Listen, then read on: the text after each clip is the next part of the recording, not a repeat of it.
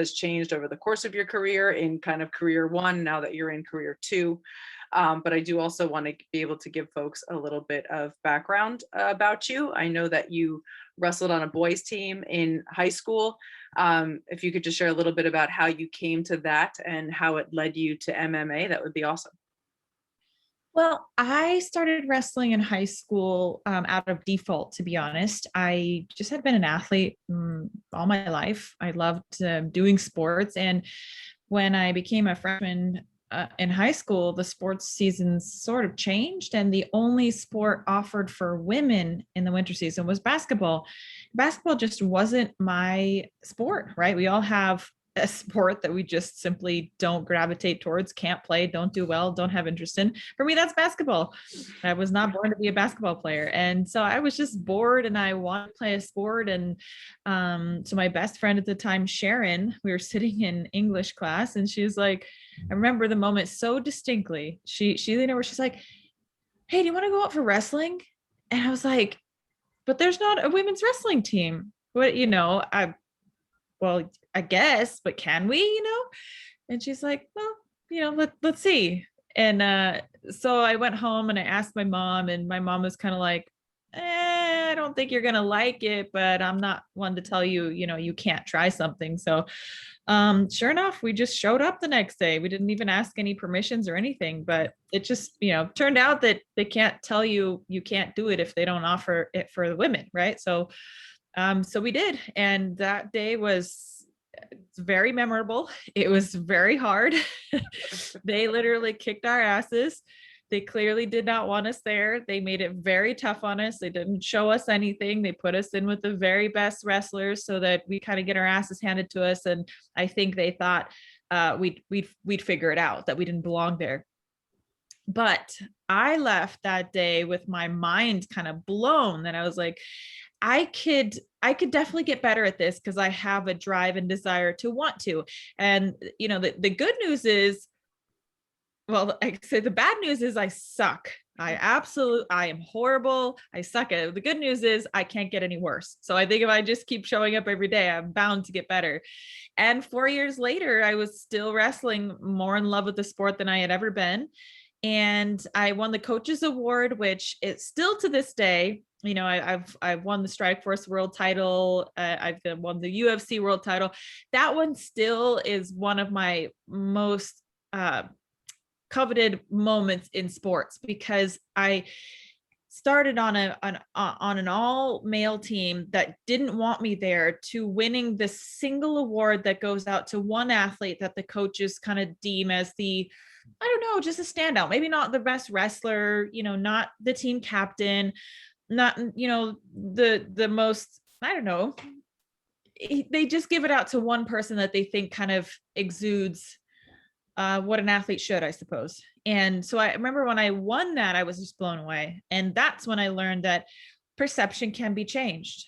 It absolutely can be changed. And that was a very valuable tool when I ended up transitioning into being a mixed martial artist in college. So it's funny, I actually had a very similar experience. I played on the boys ice hockey team in high school, and I was like, am I allowed to play? And someone said, well, they don't have a girls team, so yes, you can. And went through a lot of the same stuff. They used to shoot pucks at my head in practice, and thought I would figure out that I didn't belong there, but I stuck around right. Too. Ended up playing in college as well. I love it. Yeah, it's great. It's great. So how long did it take you to figure out that you actually had a knack for grappling? Because you're quite known for that. When I started in college, again, it was kind of a similar situation. Another girlfriend of mine said, hey, do you want to come out and check out this mixed martial arts club sport thing that's offered at the college? I mean, she literally described it like that, mixed martial arts club sport thing. And I was like, what is that? Like, what does that mean? And she was into karate, which again, I just didn't identify with it at that point, coming from a wrestling background. So I was kind of like, nah, I couldn't imagine myself doing that. So no, I don't think I will go with you, but thanks for the offer. She came back the next day and was like, you've got to come with me tomorrow, because you'll love it. A lot of former wrestlers, this and that, right? Don't want to go down a rabbit hole with this, but essentially I felt obligated, and I went to this mixed martial arts club sport thing. And I think my first day I learned what a triangle choke was. I learned what an arm bar was. I learned what a rear naked choke is. And I thought, this is cool. I could definitely add this to my wrestling repertoire, right? I missed wrestling because I went to Central Washington University. They had cut the men's only wrestling program just a couple years before. So there was some club sport stuff, but I missed it. I really did. And so when I was introduced to jujitsu, I thought, that's for me. I've got to pursue this. Well, little did I know that about 3 or 4 weeks later, I would actually have my first fight, because I'm absolutely bonkers and nuts. And I decided to sign up for, a fight with no previous training other than being a wrestler and some basic armbar and triangle choke defense at that point. But I did, and I'm kind of one of those people that dives in head first. And I figure if what's the worst that can happen? That's always been my motto in life. What's the worst that can happen? Well, the worst thing that can happen in your first fight is that you get your nose broken. You don't make any money, you lose the fight, and you have some pretty hard lessons. Like literally I had to take it on the chin. And especially this was at a time, mind you, when women's MMA was not the cool thing to do. Men's MMA was not the cool thing to do, but women's MMA was like, that was unheard of. I mean, women just didn't do it. And if you did, there was something wrong with you, like seriously wrong with you. That was people's perception. So yeah, I had my first fight. I learned very valuable lessons out of it. I did not win that fight, but I gave it everything that I had. My corner actually ended up stopping me from going out in the third round because my nose was so badly broken. This was when eased to the face of amateurs with no kind of protection, no knee pads or anything like that, were allowed. We were on a reservation. There was no commission. There were no real rule sets enforced. So I got caught in a tie clinch, which they kind of have like their hands behind your head and their forearms against your collarbone. And they kind of just hold you in that. And she was kneeing my face. And I had won the first round. I took her down and I dominated the first round. But the second round, they were anticipating I was going to shoot again. So she put me in the tie clinch and she just started going to town. I didn't know what it was even. I didn't know how to get out of it. So I'm just getting kneed in the face. And I'm just thinking, I got to get this girl down. So I'm just shooting into these knees. And by the end of the rounds, I had managed to turn it around again. And I think I kind of lost, probably the only time in my life in a fight where I lost my temper, because again, I wasn't refined. I didn't know what I was doing. I just remember being pissed and I was mad that I was in any kind of bad position. And so I was raining down punches. She was kind of laying down beneath me and I stood up and I was just went, all crazy, get out. And that was the end of the second round. And then my coaches were like, your nose is so badly broken, we can't even stop it from bleeding. It's an amateur fight. There's no medical here. You're not getting paid. You're a broke ass college student. We should probably stop the fight. So they did. And most people thought I would never, put on gloves again or have any interest in doing the sport. But no, for me, it was like, I can't do it like that just one time and go out that way. I've definitely got to do this again. So once my nose healed up and the ridicule quieted down a little bit, even amongst family members and stuff, like, what are you going to college for if you're just going to get your head beat in and all this crazy stuff. So yeah, but I did fight again and continued the evolution all the way to here. You retired with an 18-7-0 record. You had some of the biggest, fights on the women's stage in UFC. When you finished in November 2016, did you intend to be done or did you intend that to be a break? You wanted to have children? What were you thinking at that point? Oh, I absolutely intended to be done with the sport. It was very tainted in my mind. And it wasn't the sport's fault, to be honest. It was me and my personal life and everything that I had entangled with the sport, that I didn't know how to separate the emotional turmoil that I was in with the sport. And truthfully, even if I could have separated myself from the toxicity that was in my personal life, which I did, I still had to really heal from that. And that took a long time. it took a long time. It took a lot of soul searching. It took a lot of mending. I was in a toxic relationship that did not lend itself to me being the strongest and most empowered version of myself that I could be. It was the furthest thing from that. So it took a lot away from what I believe that I was capable of. But I didn't even recognize that at the time. I just knew that I was so unhappy. I felt like I was drowning, and I felt like I had to do something different. And I didn't know what the answer was, but I just knew I had to kind of back away from everything that I was identifying myself with, so I could maybe try to figure out what the issues were and how to heal, how to fix myself. So I took a step away from it all. The relationship I had actually ended months prior, but he was also my coach. So I tried to have him still be a part of my coaching staff, but that was just an awful experience as well. So no, I lost my last 2 fights and I just wasn't there. I was completely checked out. My last fight, I barely even remember being there. It's like a lapse in my time and memory. I was so in my own self, in my own head, that I was kind of gone. I don't know how to explain it, but I just don't remember. I wasn't present. Yeah. I think I so badly wanted to be anywhere else and feeling any other way that I kind of just blocked out. I blocked and blacked out everything. It just it wasn't healthy. It wasn't a good place to be. So I retired, and it took me 1,709 days to get back into the octagon and to really figure out, my purpose again, and that I wasn't the sport. It was my life at the time. But now we're on to chapter 2, which is very exciting for me. Yeah. So 1,709 days, you said? Is that right? That's how long it was between my fights. So, but in that which I hold space, the record, by the way. I hold the record. That's crazy. So I've been, reading, like you obviously had 2 children in that time. And I think you actually didn't train for very long before this last fight, particularly on your MMA stuff. So what were you doing during the time that you were away to stay fit? I mean, you've been an athlete for forever. I imagine that you didn't just stop exercising. Yeah, no, I didn't just stop, but I did it enjoyably at my own time, my own convenience, and my own pace. Obviously, I went into the gym. I ran on the treadmills or would run outside. I would do my weightlifting, and I did a lot of jujitsu. I just love it because I think, again, I come from that wrestling background. I'm the most comfortable barefoot and on a mat. Like that is my sanctuary. That is my place of choice.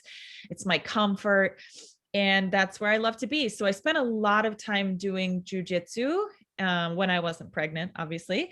And that was it, really. Other than that, it was just pretty straightforward, standard, go into the gym and get your workout kind of thing. And I tried to stay in shape in my pregnancies. I did a better job my first pregnancy than I did my second because of the pandemic. Mm-hmm. I was pregnant at the height of the pandemic. And I was also in Singapore at the time.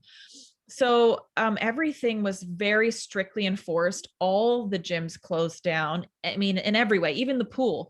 And I cried when the pool shut down because, I mean, I don't know if have you had children? Do you have children? I don't. Well, the lower back pain that I at least got with it, probably from being hard on my body. But, those last few months, it's so difficult, even sometimes, to walk quickly because the torque that you have to put on your lower back, right? And everything is getting pulled forward and the weight. So I loved the pool. That was like my, I was like, I got to go work out. I'm going to get in the pool. I'm going to do some weightless exercise and swim. So I cried when that happened. And then they closed down even the private gym. And it sucked. It sucked. I know it wasn't easy for anybody, but it definitely was what was very challenging about it for me. Did you have your son in Singapore? I did. Okay. I had my son in Singapore accidentally in the bathroom. Oh God. Oh my goodness. Okay. We were supposed to go to the hospital, but it happened really fast. So okay. It was like 3 hours start to stop. And we didn't expect that because my first labor was 3 days. So we thought we had a little more time than we did. So a positive and a negative, quicker, but maybe not the best place. Oh, it was actually, you know what? I wouldn't change anything about it. It was an amazing, incredible experience. I'm so thankful for that, to be honest, but it wasn't what we planned, but that's okay. It was better than what we planned. When did you start to decide? So you're in Singapore, you're not working out at all, you have no pool, you have a baby in a bathroom. How do you get from that point to wanting to come back to MMA? Well, I truthfully, having my son in the bathroom and the way that you just put that all just kind of dawned on me, right? For the first time, actually, I think that was a huge turning point for me because I tried to have my daughter naturally at home. It didn't work out. I kind of fought fire with fire, as you do with fighting. And when I had my son, I was so scared, absolutely out of my mind about trying to have the baby naturally again, because it was 3 days of torture, essentially. And I thought, you know what? I've got to do something different again then. I can't do the same thing. So anyways, I prepared entirely different. I dove into what you need to do to get your mind into the right place to have a child naturally. So once I did that and I realized that the body follows the mind, and that if you can be in a good place and target whatever your objective is, whether it's having a baby, whether it's getting, a raise or getting a better position in your job or pursuing a new career or being a fighter, that if you can get your mind on that objective, you truly can do anything with your body will follow. And I think at that moment, I realized I've got it all figured out. Well, I don't have it all figured out, but I have it figured out to the point where I knew I wanted to fight again.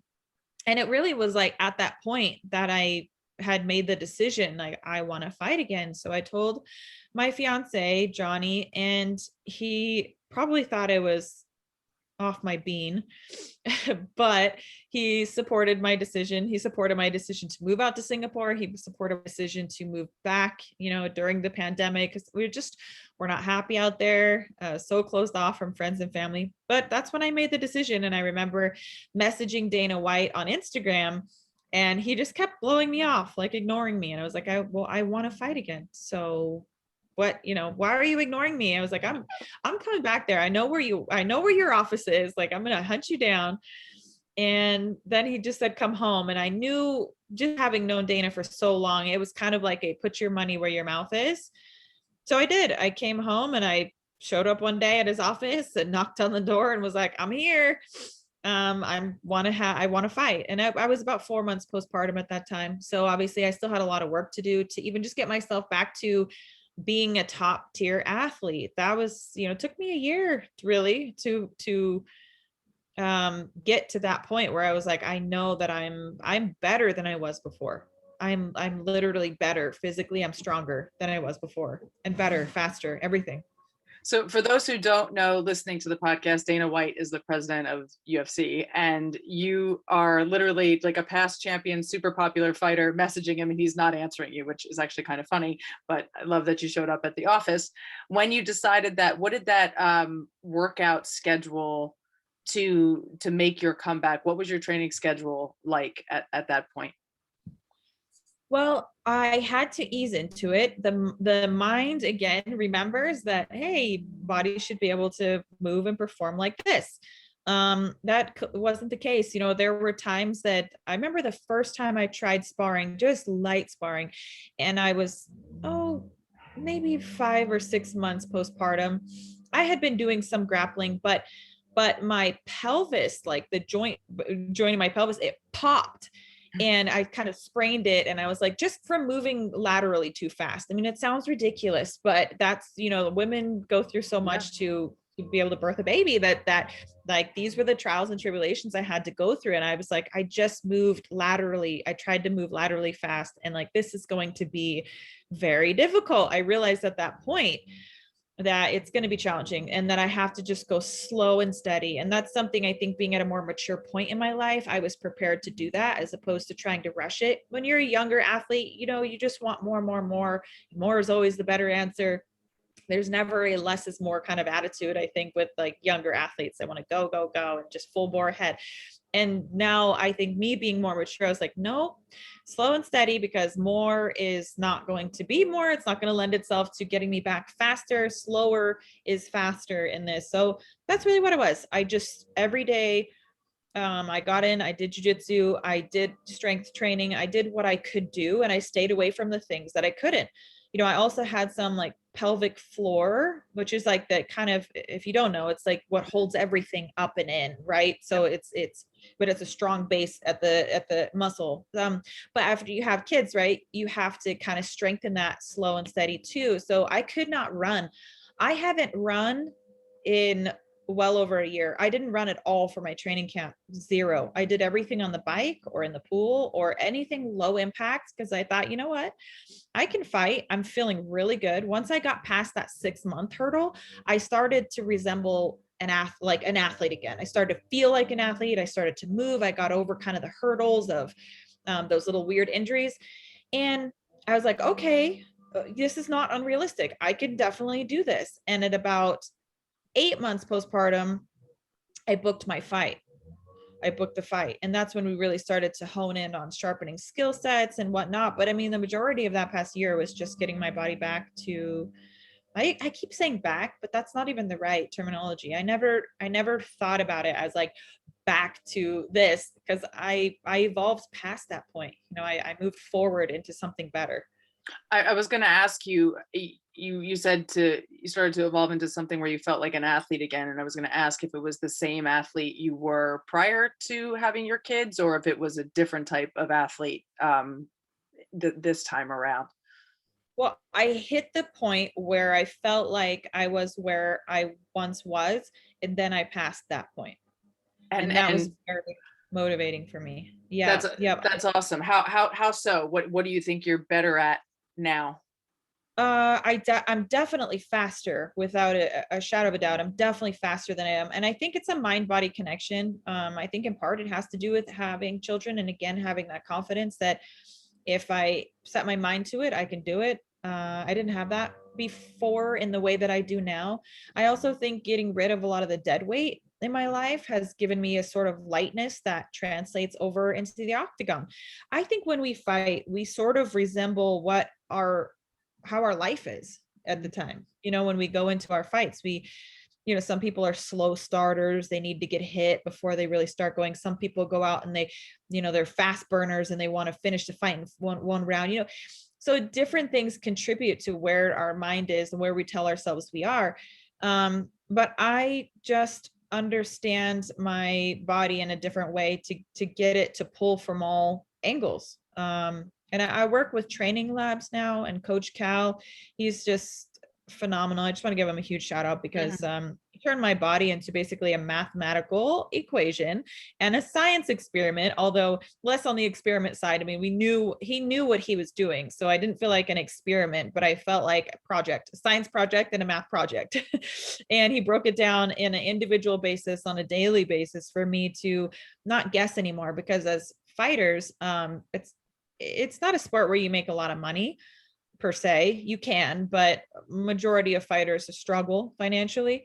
And I never had access to these things before, to the people that could really get me to that next level. And Coach Cal is one of those people. So I learned a lot about, yes, a speed, agility, fast twitch muscle fiber, how to increase that. And I feel damn good. Were there any exercises that he introduced you to, or training methods that you had never done before that you found somewhat eye-opening or that were particularly good for you? Yeah, we did a lot of bike work. So basically we would work out really hard before we work out, which is kind of backwards, right? I mean, usually you warm up, you do your strength training, and then you do you push with some conditioning at the end, and then that's it. We kind of hit it hard from the very beginning, get into a fatigue state, and then we go to work and we work under duress the entire time. So the fatigue state, you would do like your conditioning stuff first and then move on to the skill stuff, like the grappling, the striking. Right. Okay. Exactly. About how many hours a day were you working out? I would work out for, I would say about, I'm conservative when I estimate my times, but Mhm. I would say 3 to 4 hours a day. And I also, I still keep the less is more, I think athletes have a lot of trouble with that. And I used to as well. I used to think I got to be in the gym for hours and hours and hours. And you know what? I think at some point in your career, before you've really established yourself and when you're still trying to get there, um maybe that is an important process for you to go through that as your mindset and work, see and know you're working harder than anybody else. But truthfully, it's not the smartest way because you're Mm-mm. burning at both ends, and there's only so long that you can be sustainable at that point. And once you realize that, you move on to the next level, which is a less is more kind of attitude. Recovery is very important. Giving yourself a break from the gym is very important. Recovery days are essential. And so are recovery times, when it's even just taking 1 hour out of your day every day to just, I don't know, do nothing that it has to do with the sport. Get in the hyperbaric chamber and just chill, or make a meal that you want, or spend time with your kids, or garden, or whatever. These are things that I do. So I don't know what Yeah. other people like to do for their enjoyment, but meditate, whatever it is. Like, I don't know, but just get away from it all. Those resets are important. I was going to ask you if you had any favorite recovery methods. I've seen you on Instagram in the hyperbaric chamber. Is there anything else you feel at this point like you can't live without? Sauna. I love the sauna. And I've been doing red light therapy, which Mhm. everyone tells me is just next level fantastic. And it's one of those things that I enjoy to do it. So it doesn't, but I think when I'm doing everything else, it's difficult to pinpoint the one thing, or if that's like making a big difference or it's not. But I like it and I do it, and I believe in the science and research. So I would say red light, hyperbaric, and sauna. Those are the things that are my key recoveries. Cool. I've also seen on your Instagram you doing things like power cleans and training with a mace, doing a lot of kettlebells. What are the other kind of non-traditional, like not fighting things that you like to do to get your body ready? A lot of medicine ball work too. So it's all free weight stuff. A lot of it's body weight stuff, because we have to be prepared for our level of physical exhaustion. But what's different about MMA than just about any other sport is that we also have to prepare to translate someone else's body weight Mhm. into what we're factoring into our max heart rates, and how that factors in, right? So it's not just about moving us, but it could be about direction change while moving someone else, Mhm. and they're going to have their own movement. So they're a moving and changing object. They're not something that we completely have control over. So I think dynamic movement is very important for our sport. So a lot of times we take very heavy medicine balls, and or at least I do, under the program, and I changing directions with weight, or having the medicine ball thrown at me, and I have to make a certain movement according to, and I don't know which direction it's coming from, and I'm moving, and the ball is moving, and the person holding the ball is moving. And there's a lot of calculations that have to be done in my mind and with my body to make these things happen, but it's very accurate to what we deal with in the sport. I always ask athletes this, are there exercises that you do that you love to hate, the ones that you can't stand doing, but they're good for you? Oh, yeah, all of them. Pretty much all of them. It's always a love-hate relationship. Like, I know when I show up on those days for those strength and conditioning sessions, I'm like, oh Lord, please help me. I have to do them in the morning, because there's no way I could spend all day thinking about that. I have to do it first thing in the morning and just get it out of the way, so that I can spend the rest of the day feeling good about what I accomplished, as opposed to looking, still like, oh God, at 5 p.m. that workout's coming. Like, no, they're so hard. It's like, I got to get it done in the morning. But specifically the arm peddler, do you know what that is? It's like it's, Like the arm yeah, bike thing? yeah, except we do it on the floor, so in a push-up position. Oh, Jesus. Okay.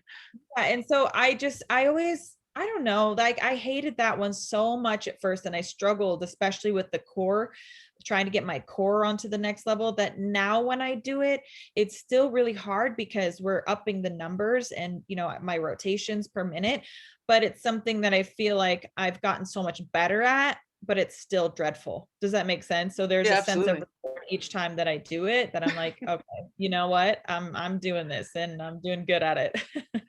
This may be an ignorant question from someone who's never been in a fight that wasn't just a few punches on an ice rink in a hockey game.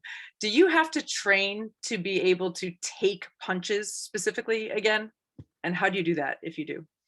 So yes and no. We obviously, taking punches is a part of what we do. So yes, you do need to be prepared for it. And the best ways to train for that is, one is to have a very strong neck, so that if and when you get hit, you can absorb that shot. And then having a strong neck is very important. Also, sometimes we work on just having the bracing our core, bracing our neck, and depends on your coach. Maybe some athletes don't do this, but with my coaches, we do sometimes work where they have the mitts on, right? And they're just like they're in your forehead, right? Not like just smacking your head off your shoulders, but just getting you braced for when you see that shot coming and you're not going to be able to get out of the way of it. Let's find how our body can deal with it the best way. And the best way to do that is to run some reps on that, So again, it's nothing that, like I said, where my head's being taken off my shoulders, I'm perfectly braced. I know these things are coming, but it's running repetitions in that case that, yeah, okay. Or maybe I want to take one to give one. Maybe I need to get the fight to the ground, and it's just something I'm going to have to do. So how do we brace for that?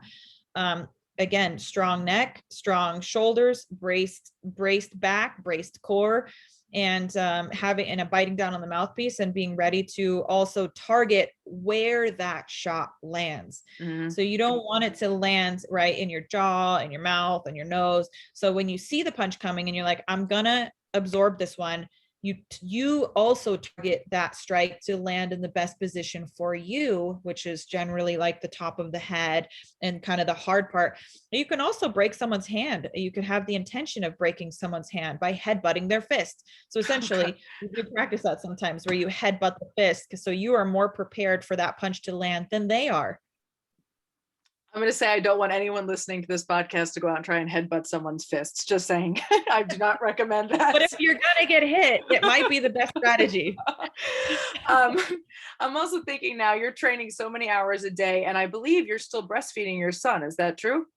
I am. So that's an extra like 500 calories a day, and you're burning so much already in the gym and training. What does a day of eating look like for you?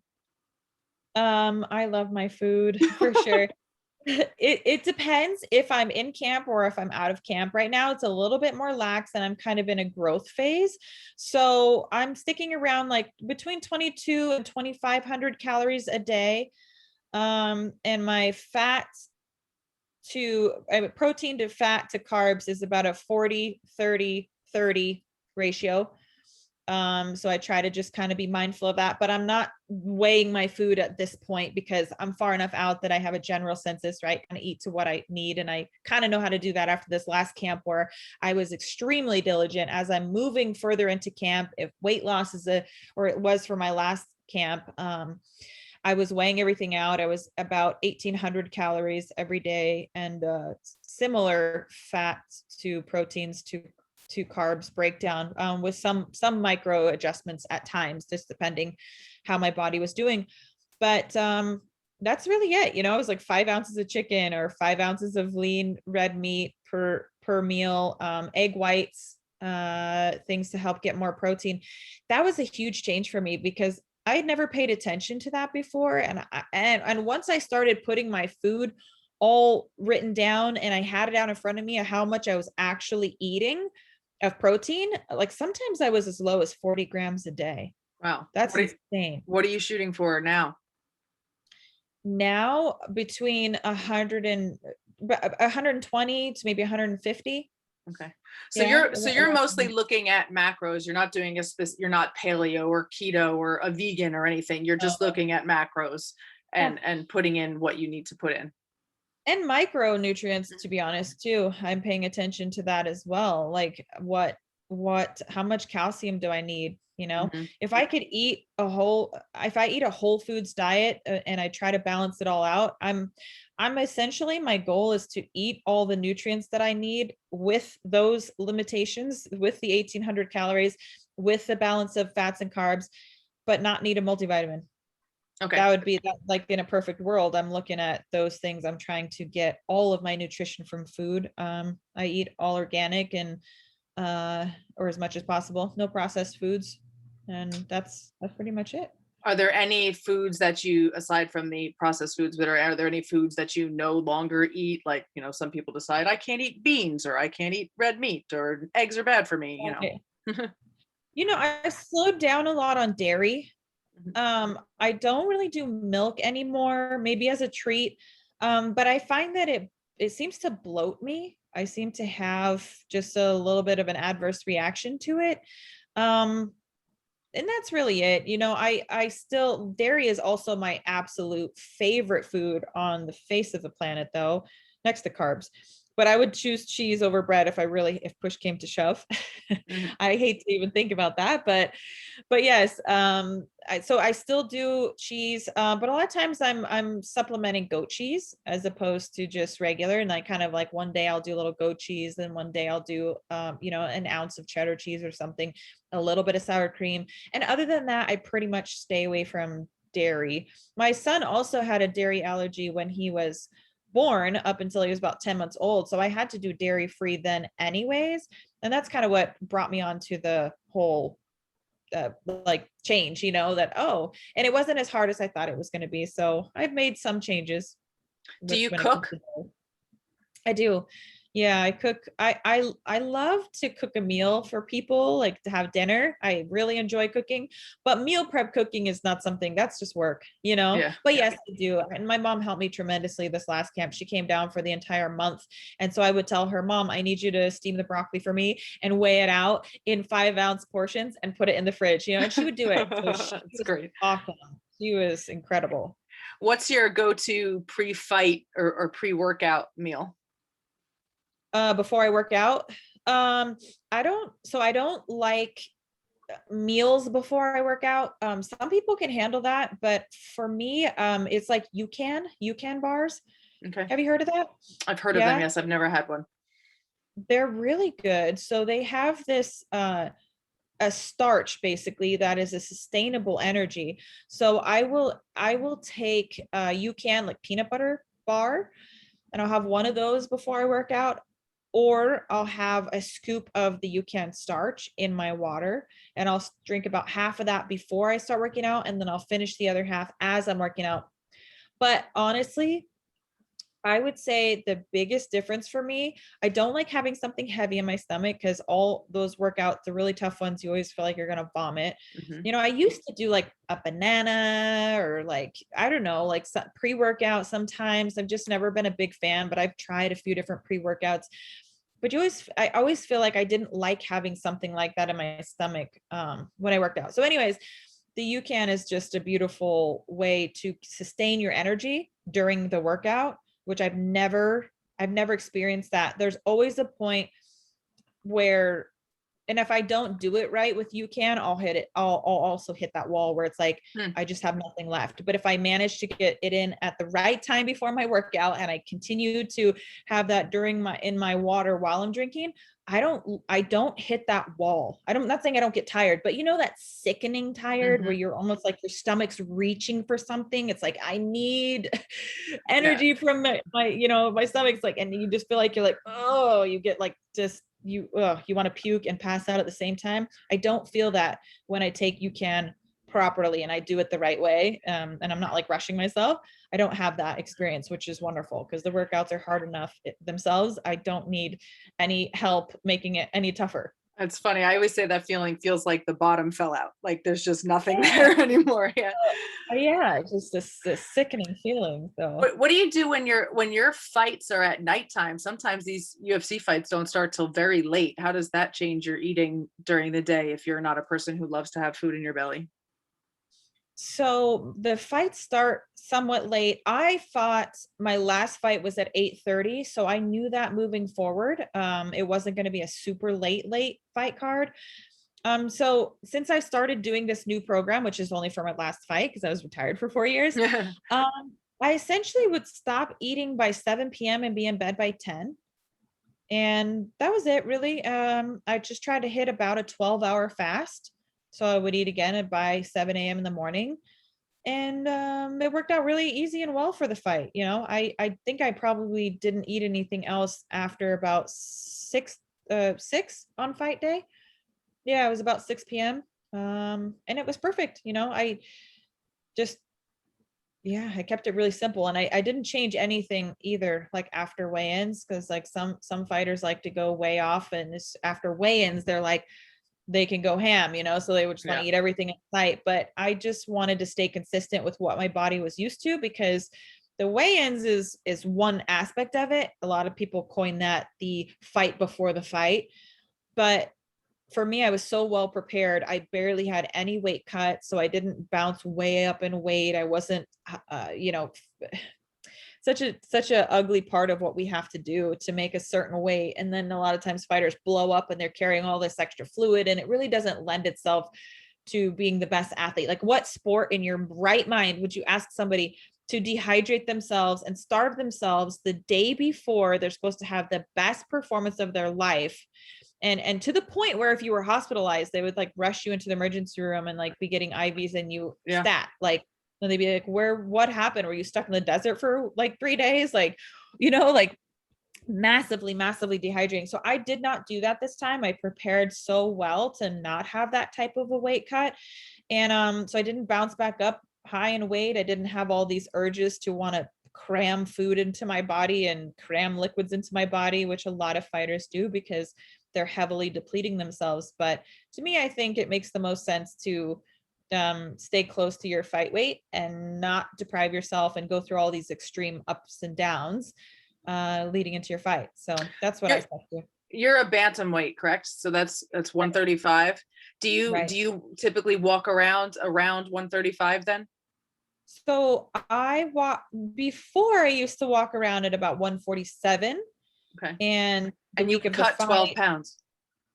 Yeah, the week, well, at the latter point of my career, I didn't realize that cortisol was such a ugly hormone when it comes to trying to lose weight in any capacity.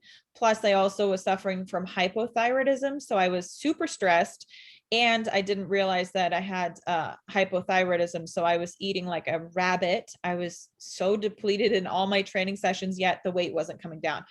So I've learned a lot since then. So I was walking about 147. I would manage to get myself down to about 144, and then I would cut, which means that would be basically dehydrate all the way down to about 135 or 136, depending on if it was a championship fight or not.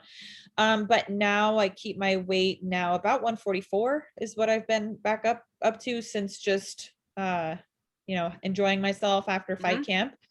Yeah. And then we diet down, and yeah, maybe I don't cut very much because that's just me, like, kind of like what I would coin myself like fat and happy now, 144 to 144, 145, just kind of chilling in the growth phase of camp. So smaller, but stronger. So that's that's like you were saying, you're eating like around 22-ish. And then if you had a fight, you would cut down to that 1800-ish and you'd get down to that weight in like a normal way, as opposed to not drinking any water for 3 days or riding a bicycle in a sauna in a rubber suit. That happens too. Exactly. Yep. No, I don't want to do any of that. It was such a learning experience for me this last camp. Yeah. How have your kids changed your outlook on training and on your diet and on the rigidity of all those things? What was that? Sorry. How have your kids changed your outlook on your training and your diet, and that like the rigid schedules that you used to have to adhere to? Have they made you any looser with those things? Do you look at them as less important? So my children, how do I say it the best? They balance me out as a person. So it's none of my workouts are any less important or don't get done. It's just I have a more flexible schedule now, where it used to be a little bit more like I've got to be here at this time. So now I build my schedule around my children's needs, but I make sure it gets done. The time that it gets done, a lot of times I do it before my daughter even wakes up. Sometimes I'm out the door. I nurse my son and I'm out the door, and Johnny, my fiance, will watch the baby, and then my daughter's up, and then I'm back in time for him to go train, and we high five each other as he leaves, and I take over the kids, and we just make it work. We're a team. And we've relied externally, a lot of times for like my mother and sitters and family and friends, but everybody's been great. It does truly take a village to raise to raise children. It's true. How not important, but how nice is that for you that your husband is also, or fiance is also, a fighter and knows what you go through to accomplish what you need to accomplish? It's so nice. I mean, my ex was also a fighter, but he was competing with me. And that was a really ugly part of being in a relationship with a fighter. And now with Johnny, I have a totally different perception on what that can be. He never takes away from me. He never takes away in any way. He's always adding. I don't understand how he does it, how he's just so amazing and so awesome in so many ways. But he does, he will work so hard for me, whatever that I need. I'm not the most I forget things. Like I'm not the most regimented person. I'm not the most organized person when it comes to like keeping my schedule and putting in things, always remembering. So sometimes I'm like, oh my God, honey, like I forgot this, or I scheduled the sitter on the wrong day. Can you please come home? I got to go to training, and he will, like, he'll make it happen. Like, that's what's awesome about being with him, is he understands what has to go into it. And he works with me on all those levels to help me to be the very best version of myself. So very grateful for that. What are your goals now that you've returned to UFC? What's next for you? I want to get a title. That's what I want to do. I want to become a champion again. Yeah, there's a lot of naysayers out there, people who just don't believe it's possible, but I've done the impossible before. So to me, that's nothing more than a word. And I don't care what other people's expectations or limitations are for me. It has no bearing on what I can and cannot do. And I'm more capable now than I ever was before. So I became a world champion on far less than ideal circumstances, far less. And I did it then. And I look at that accomplishment and I say, I don't know how I did that. I don't know how I got there with the situations that I was in. And I say, what's stopping me now? Really, like, what's stopping me? I'm in such a great place mentally, emotionally, and physically. I'm stronger, better, faster.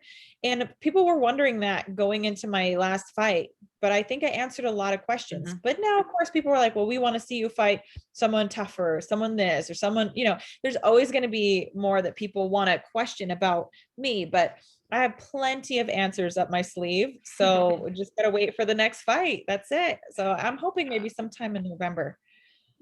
So before the end of the year. That's great. Yeah. How can people follow you? What's the best way to keep track of what's going on in your world?